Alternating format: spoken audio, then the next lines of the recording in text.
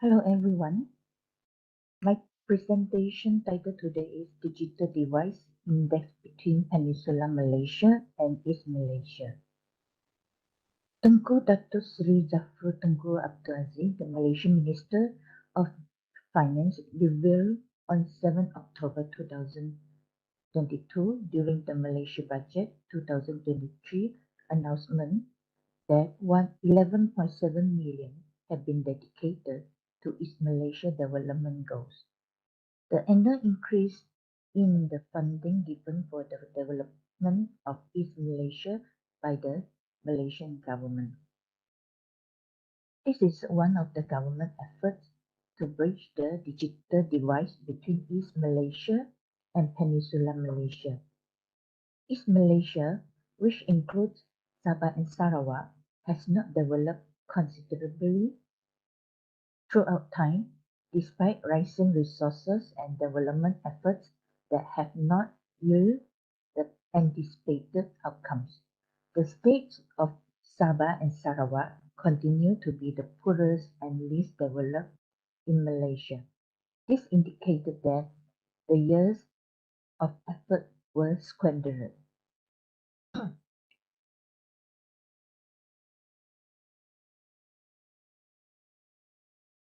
The digital device was to living standards.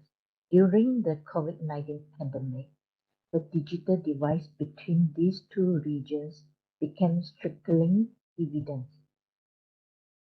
The majority of East Malaysian students are unable to online education because the majority of locations lack Wi-Fi connectivity.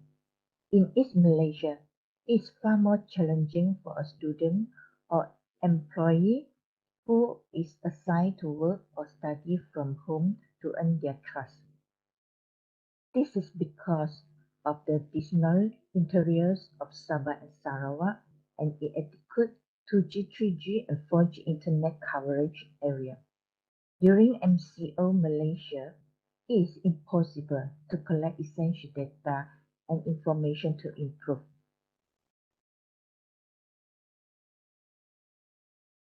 The situation in some of the states of Sabah Sarawak individually, particularly those who reside in distant areas. The global spread of COVID-19 has prompted the Malaysian government to study the digital divide between East Malaysia and Peninsular Malaysia.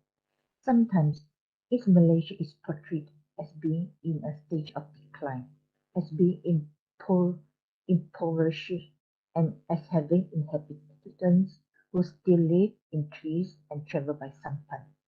Malaysia began to lead the expansion of ICT in 1990.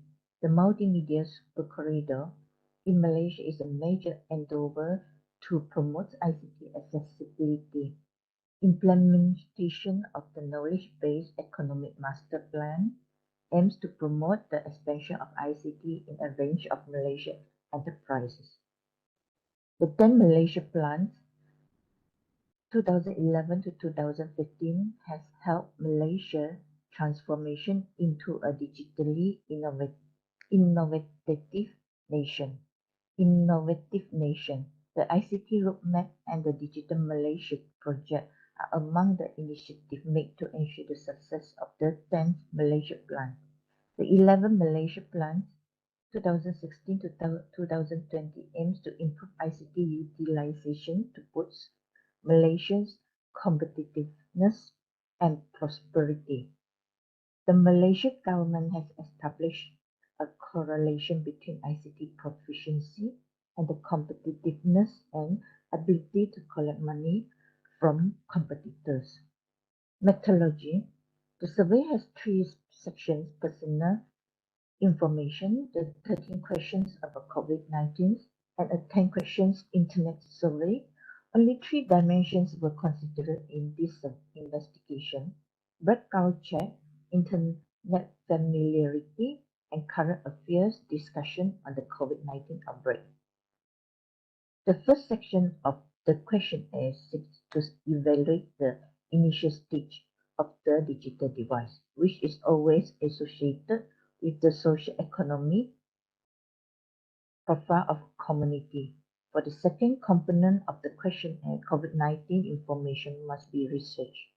During MCO, the majority of COVID-19 related information was disseminated through the internet and television. The higher a respondent's score on this component, the more efficiently they can retrieve internet-based information. The final component of the questionnaire asks respondents to estimate their online time and internet usage. Using the Gini coefficient, the researcher analyzed the digital divide between Peninsular and East Malaysia. The calculation formula is as below. A equal A divided by A plus B. A is total indicator is Malaysia. B is total indicator Peninsula. Total indicator Sabah plus total indicator Sarawak is the formula for total indicator is Malaysia. The total indicator for Sabah will be derived from Sabahan's responses to question S, part B and C, whereas the total indicator for Sarawak will be derived from Sarawakian's responses to questions A, part B and C. The total indicator for Sabah and the formula is as below. Total indicator Sabah equal to indicator Sabah part B times 0.5 plus indicator Sabah part C point times 0.5 and the total with times 0.5. And total indicator for Sarawak, the formula is as below. Total indicator Sarawak equal to indicator Sarawak part B point 0 times 0.5 and indicator Sarawak part C times 0.5. And the total will times 0.5 again. To the indicator Peninsular Malaysia, total indicator Peninsular Malaysia part B times 0.5 to the indicator Peninsular part C times 0.5. And the hypothesis of the Gini index is less than 0.2 means the gap between the two areas is low, and 0.2 until 0.29 means the gap between the two areas is medium. 0.3 till 0.39 means the gap between the two areas is medium up. 0.4 and 0.59 means the gap between the two areas is high. 0.6 and above means the gap between the two areas is very high. During MCO, the researcher collected approximately 436 questions using Google Forms. Our target respondents can be divided into three categories. Sabahan is required to reside in Sabah for at least 15 years. Second, Sarawakian must have spent at least 15 years in Sarawak. Peninsular Malaysia citizens must be at least 15 years stays in Peninsula and born in Peninsular Malaysia. This is to ensure that the respondent is familiar with their stage and retains stage-specific behaviors. Among the 436 questions, we solely focus on the 20 to 25 years old group. In addition, after screening, they qualify for Sabah 46, Sarawakian 51, and Peninsula 58. And this is the analysis and results. The total indicator for Sabah is 0.013 and Sarawakian 0.161 and Peninsula is 0.437. And indicator for Part C, total indicator is 0.059 for Sabahan, 0.142 for Sarawakian, and 0.349 for Peninsula. Based on the table 2 and table 3, we find out that the digital index digital device is 0.32, and based on the hypothesis, Malaysia is in group C, medium upper. Okay, adoption of the e-connect e-knowledge may be the only distinction between these two groups of Malaysian residents.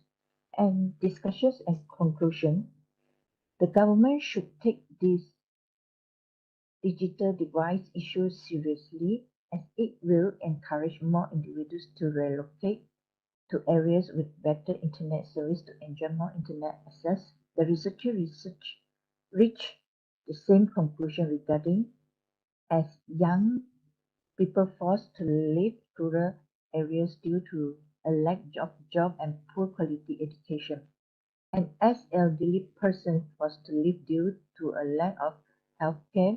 According to Lloyd, online learning may be more time-saving, environmentally friendly, and convenient. Most of the students prefer mixed or blended study styles.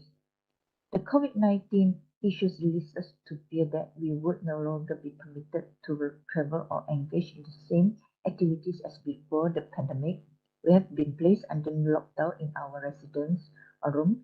If a similar or same event arises in the future, there will be further possibilities of acquiring similar experiences. The existing experiences with lockdowns could serve as a model for future lockdown or the imposition of lockdown to preserve human life and routine.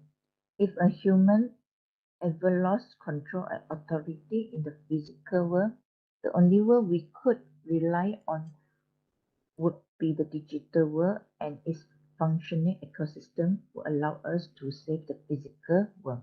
In the digital world, ensuring that a person recovers and completes the development process may be the most essential task of all governments worldwide.